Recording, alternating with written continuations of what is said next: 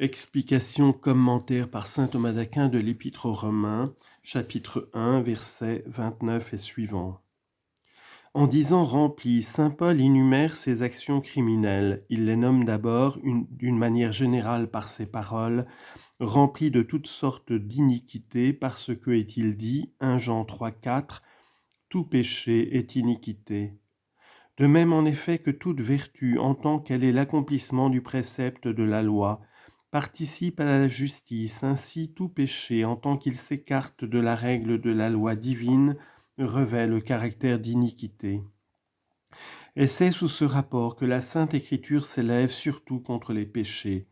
Or saint Paul montre la grandeur de leur faute, premièrement parce qu'elle est en elle-même, en disant « remplie ». Car on regarde comme rempli d'iniquité celui dont l'affection tout entière est tournée vers le péché. Confère Psaume 13, 2. Leur bouche est pleine de malédiction et d'amertume. Deuxièmement, par sa multiplicité, parce qu'ils n'ont pas prévariqué en un point seulement, mais en tous. Confère Sagesse 14, 27. Le culte des infâmes idoles est la cause de tous les maux.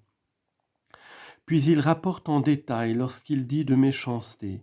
Premièrement, les péchés de transgression opposés aux préceptes négatifs. Deuxièmement, ceux d'omission opposés aux préceptes affirmatifs, à ces mots orgueilleux, etc. À l'égard des péchés de transgression, il nomme d'abord les péchés par lesquels on s'avilit soi-même, ensuite ceux par lesquels on nuit au prochain en disant de malice. À l'égard des premiers, saint Paul expose d'abord ce qui est général quand il dit de méchanceté, mot qui indique l'habitude vicieuse opposée à la vertu. C'est ainsi qu'on dit que ceux qui pêchent par suite d'une habitude le font par méchanceté. Psaume 51, 1. Pourquoi te fais-tu gloire de ta méchanceté ?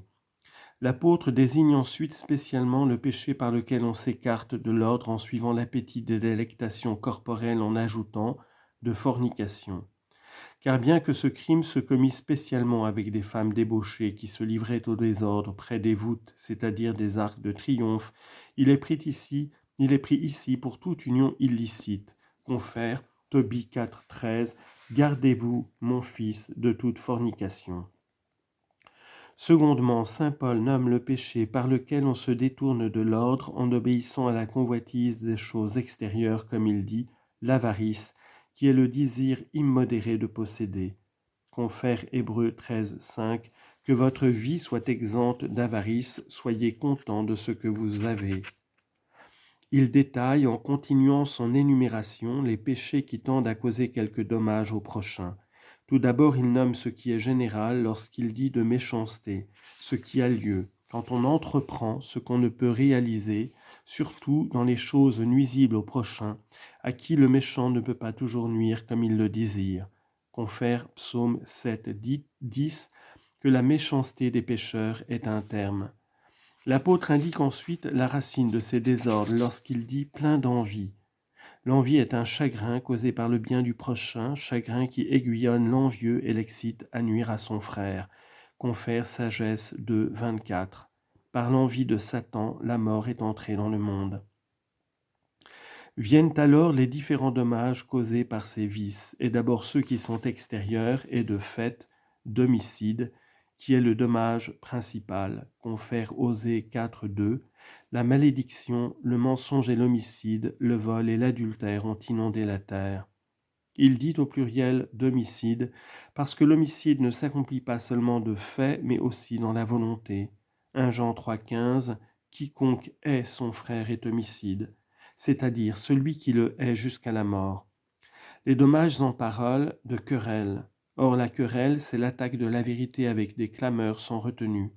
Confère Proverbe 23. Il est glorieux pour l'homme de se séparer des querelles.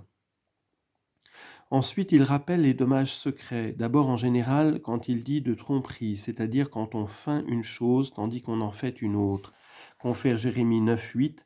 Leur langue est une flèche qui perce. Elles ne parlent que pour tromper.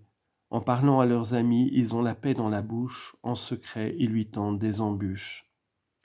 L'apôtre indique ensuite la racine intérieure de ce mal lorsqu'il ajoute la malignité qui suppose un feu mauvais, c'est-à-dire une mauvaise affection dans le cœur. Confère, 27, psaume 27, 4, ils parlent de paix à leurs frères et ils cachent le mal dans leur cœur. Et le psaume 5, verset 5, le pécheur n'habitera pas près de vous. Puis il désigne ces dommages secrets qui se font surtout par parole en disant « semeurs de faux rapports », c'est-à-dire ceux qui en cachette par le bas à l'oreille des hommes pour semer entre eux les discordes. Confère Ecclésiaste chapitre 28 verset 15, « Celui qui médite en secret et l'homme à deux langues sera maudit au milieu du peuple parce qu'il jette le trouble au milieu d'une multitude qui vivait en paix. » Détracteurs, c'est-à-dire ceux qui détachent une partie de la réputation du prochain en secret ou à son insu, en disant du mal de lui.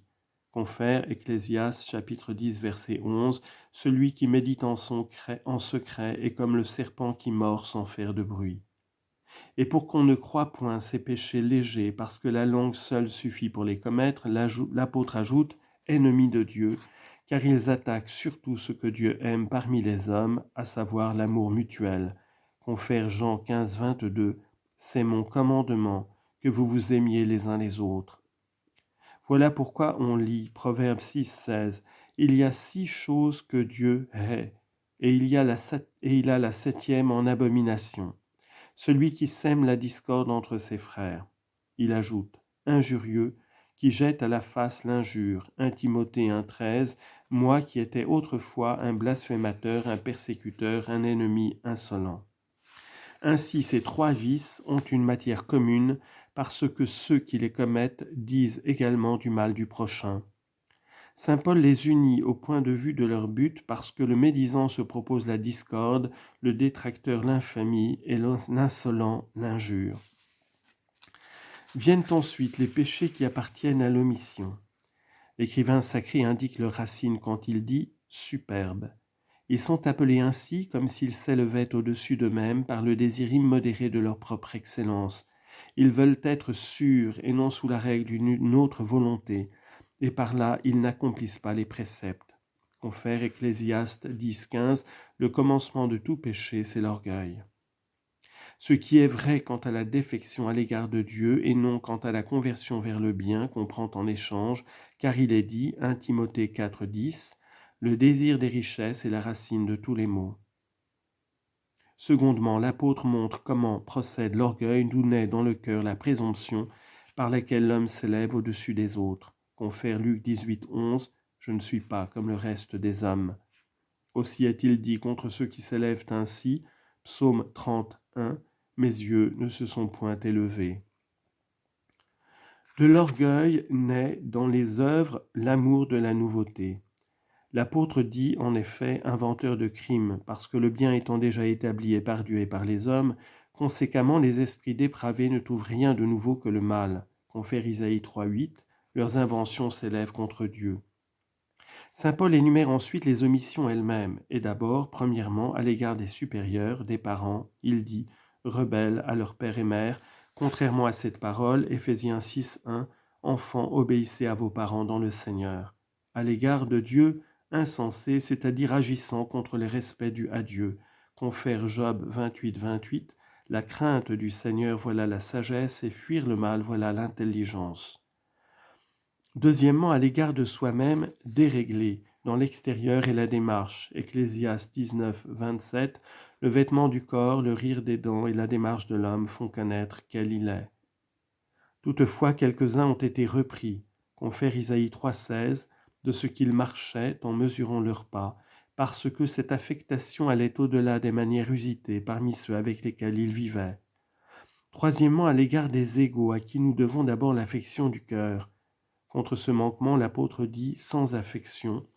Confère Proverbe 12, 10, « Les entrailles du méchant sont cruelles. » Confère 2 Timothée 3d, « Il y aura des hommes amateurs d'eux-mêmes et non des autres. » Sous le rapport des devoirs de société, 100 fois ce qui fait qu'on ne vit point avec ses frères d'une manière sociable. Confère Juge 28, 27, « Ils les forcèrent du tranchant du glaive parce qu'ils n'avaient aucune société ni aucun commerce avec qui que ce soit. » Confère Ecclésiaste 4, 10, « Malheur à l'homme seul, lorsqu'il sera tombé, il n'est personne. » Quatrièmement, à l'égard des inférieurs, saint Paul ajoute sans miséricorde, sentiment que nous devons témoigner aux malheureux. Lettre de Jacques 2,13. Celui qui n'aura point fait miséricorde sera jugé sans miséricorde. Quand l'apôtre ajoute « ayant la justice », il montre qu'ils ont encouru la colère ou la vengeance divine. Et ici, il y a 3 choses à remarquer. Premièrement, leur affection naturelle, parce que, connaissant un Dieu juste orné de toutes les autres perfections, ils n'ont pas cru qu'il tirerait vengeance du péché. Confère Sophonie 1,10, ils ont dit dans leur cœur « Dieu ne nous fera pas de mal ». C'est pourquoi saint Paul ajoute « ayant connu la justice de Dieu, ils n'ont pas compris ».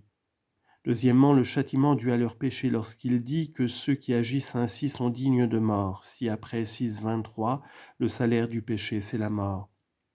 Il est juste en effet que l'âme qui abandonne Dieu soit à son tour abandonnée de son corps par la mort corporelle et finalement de Dieu par la mort éternelle dont il est dit au psaume 33, 22, « La mort des pécheurs est très mauvaise » et Apocalypse 26, « Sur ceci la seconde mort n'aura pas de pouvoir ». Troisièmement, quels sont ceux à qui ce châtiment est dû ? D'abord à ceux qui agissent ainsi, c'est-à-dire qui commettent les péchés dont il a été parlé selon ce mot du psaume 5, 7. Vous haïssez les ouvriers d'iniquité, vous punirez tous ceux qui profèrent le mensonge. Seront châtiés non seulement ceux qui agissent ainsi, mais ceux qui participent à leur faute, soit directement en louant le péché, selon ce qui est dit au psaume 10, verset 3, « Le pécheur est loué dans tous les désirs de son cœur », ou en leur donnant conseil et approbation, comme il est dit, de Paralipomène 19.2, vous donnez secours à un impie. Soit indirectement quand on ne reprend pas ou que l'on n'empêche pas le péché de quelque manière que ce soit quand on le peut, surtout si l'on y est obligé par devoir, comme Élie à qui furent imputés les péchés de ses fils. 1 Roi 3.13. L'apôtre part d'ici spécialement pour quelques sages d'entre les gentils qui ne vénéraient pas les idoles et toutefois ne s'opposaient pas à ceux qui les honoraient.